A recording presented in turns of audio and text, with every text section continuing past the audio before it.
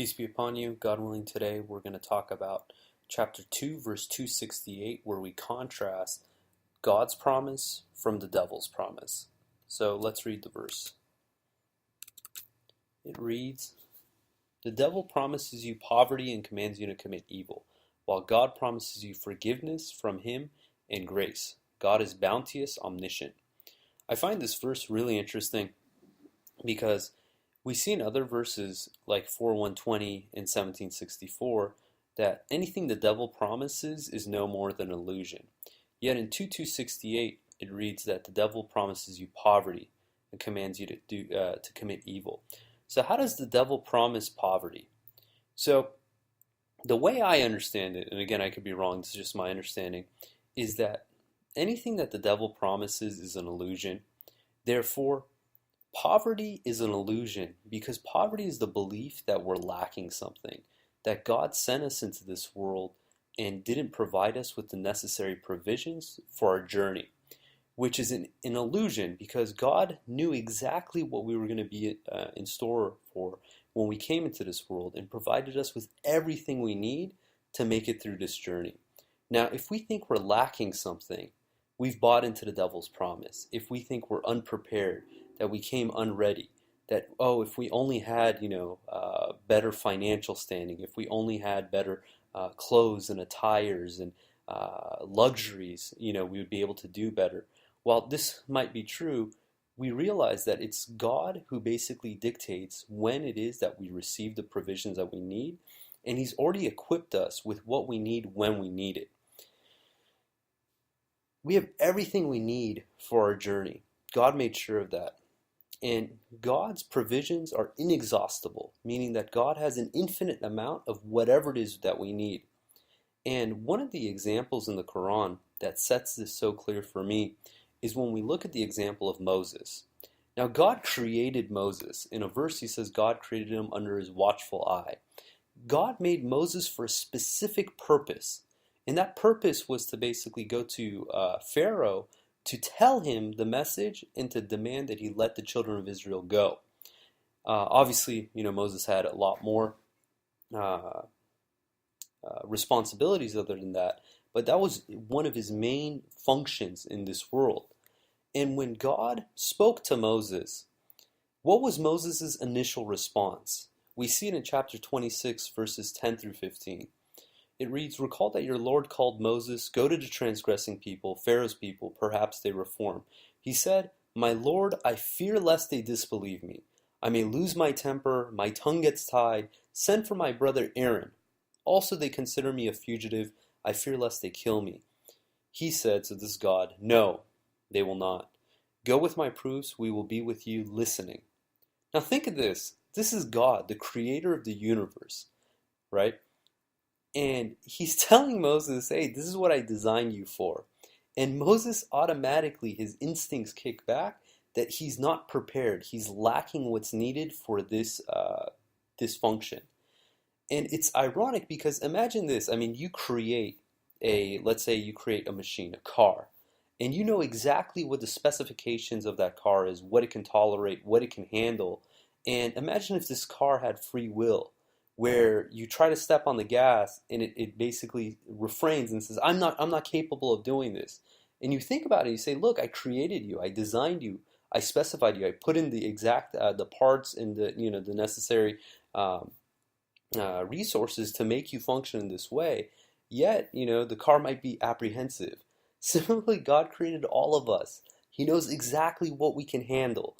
He basically prepared the events in our lives, the lessons that we learn for every single incident that we're going to run into, that we're going to be well prepared.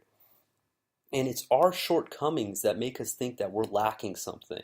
We think that, we don't have the provisions we need. We don't have the job we need. We don't have the education we need in order to be able to overcome the obstacles that come in our way. But God never burdens a soul beyond its means. And God knows exactly what it is that we can handle. And He coordinates our life in such a way that when these obstacles come before us, that we're prepared. We have it in us to overcome them if we trust in God. And if we don't, we basically buy into the devil's illusion. And when we buy into the devil's illusion, we basically become despondent, hopeless, and we think that God didn't provide. God failed us, which is a complete nonsense. And let's see what God promises us. In 2:268, it says God promises you forgiveness from him and grace. Now, what is the value of forgiveness from God? We see the value of forgiveness from God in chapter 3, verse 91. It reads, "Those who disbelieve and die as disbelievers, an earth full of gold will not be accepted from any of them, even if such a ransom were possible. They have incurred painful retribution. They will have no helpers." Now, can you imagine what the value is of an earth full of gold?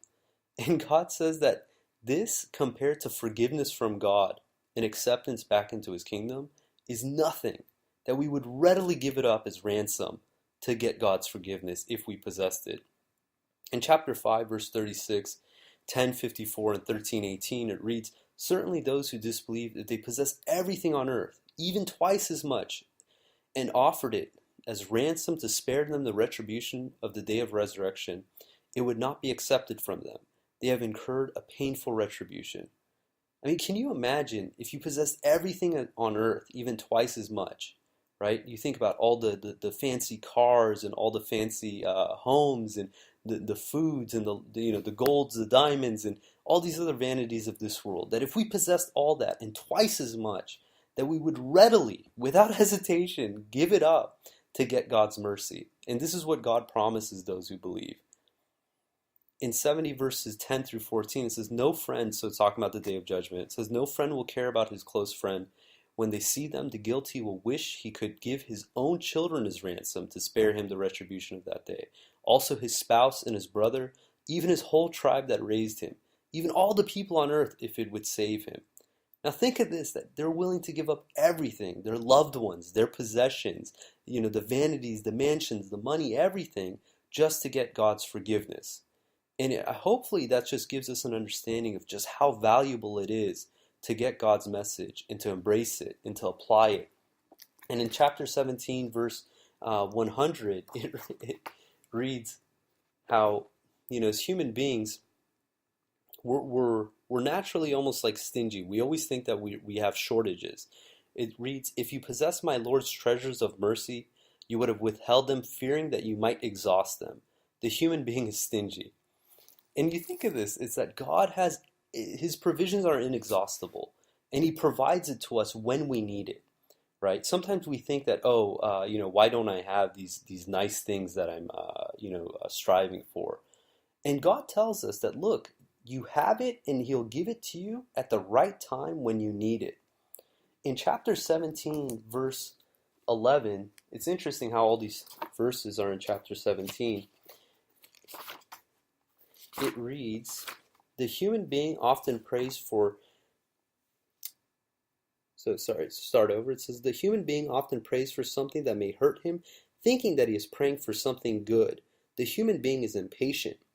We rendered the night and the day two signs. We made the night dark and the day lighted, that you may seek God's provisions from your Lord therein. This also establishes for you a timing system and a means of calculation. We thus explain everything in detail."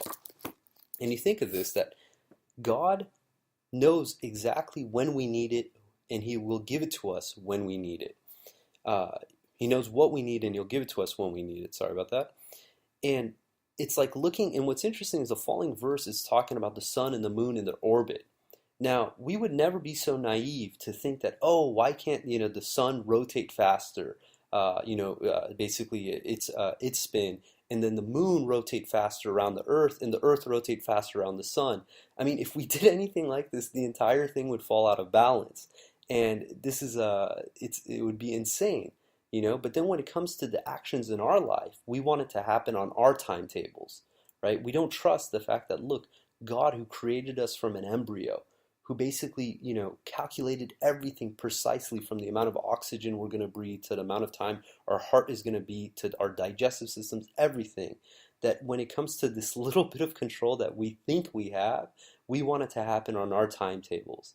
And we get upset when basically God is the one who's dictating for our own good when it is that we should get the provisions that we need.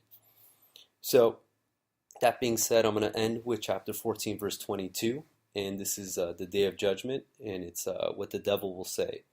And it says, and the devil will say, after the judgment had been issued, God has promised you a truthful promise, and I promised you, but I broke my promise. I had no power over you. I simply invited you, and you accepted my invitation. Therefore, do not blame me, and blame only yourselves. My complaining cannot help you, nor can your complaining help me. I have disbelieved, and you're idolizing me. The transgressors have incurred a painful retribution. So God willing, let's not fall into this the devil's trap. Let's be appreciative for God's blessings and his promise. And God never breaks his promise. And let's not fall into the trap of the devil's promise, where he commands us to promises us poverty and commands us to commit evil. Inshallah, God will guide us all the believers, to the right understanding, into his paradise. And again, if you have any comments, have any questions, feel free to email us at QuranTalk@gmail.com. Until next time, peace and God bless.